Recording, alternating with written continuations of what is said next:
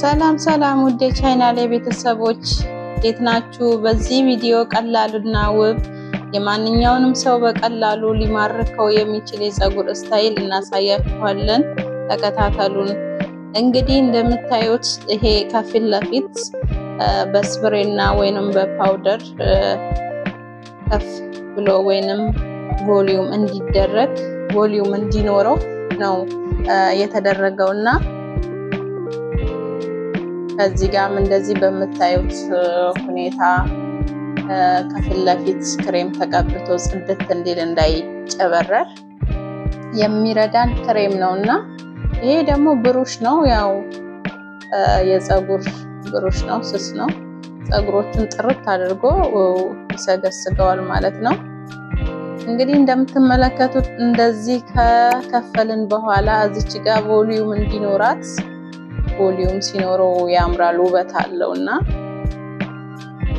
በላስቲክ በደንብ ማስያዝ አለብን። ምክንያቱም እንዳይፈታ ወይ ፕሮግራም ላይ ሆነን እየጨፈርን ድንገት ተፈቶ ጉድ እንዳይሆንና በደንቡ በስፕሬ በቪም ማስያዝ ይጠበቅብናል። እነሱ ፕሮግራማቸውን እስከጨረሱ ድረስ አይበላሽም ወይንም አይፈርስም ማለት ነው። ይሄ የምታዩት ነጩ ነገር ፀጉሩን አድርቆ እንዲይዘውና እንዳይበላሽ ቮሊዩሙ እንደዛው እንደተቀመጠ ከፍታው የፀጉሩ ከፍታ እንደዛው እንደነበረ ያቆየዋል፣ ያደርገዋል እዛው ማለት ነው። እና ስፕሬ ትንሽ ይደረጋል። ስፕሬ ያው ስታይሉን እንዳይቀይር እንደዛው እንደነበረ የሚያቆይ ነው ማለት ነው። እንግዲህ እኛ በአረብኛ እዚህ ጋር አሸዋ ነው የምንለው። አሸዋ ወይንም ዶናት ነው የሚባለው። ለፀጉሩ ቮሊዩም ነው። እዚህ መሃል ላይ እናስገባለን።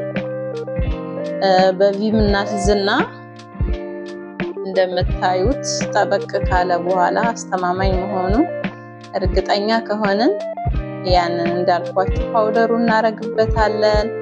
ትንሽ ወደፊት ሳብ እናረጋዋለን።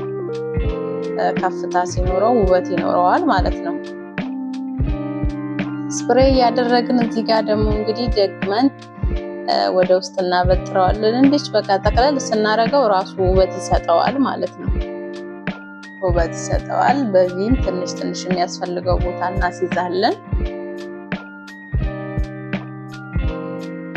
በዚህኛውም በኩል ትንሽ ሳብ ፀጉሩ ልክ እንደ አሸዋ ወይንም እንደ ዶናቱ ይሆንልናል ማለት ነው። ፓውደሩን አድርገንበት ሳብ ስናደርገው ይሄ ስራ እንግዲህ ለተለያየ ፕሮግራም ይሆናል። ለሙሽራ ለፍሸናም ይሆናል። እንደ ባለቤቱ ምርጫ ነው። ለክርስትና፣ ለልደት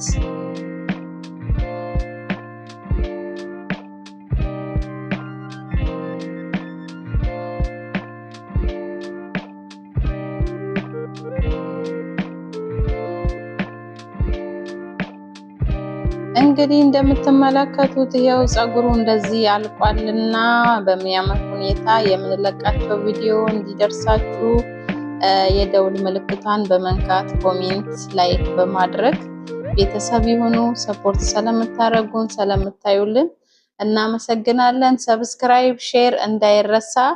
እናመሰግናለን።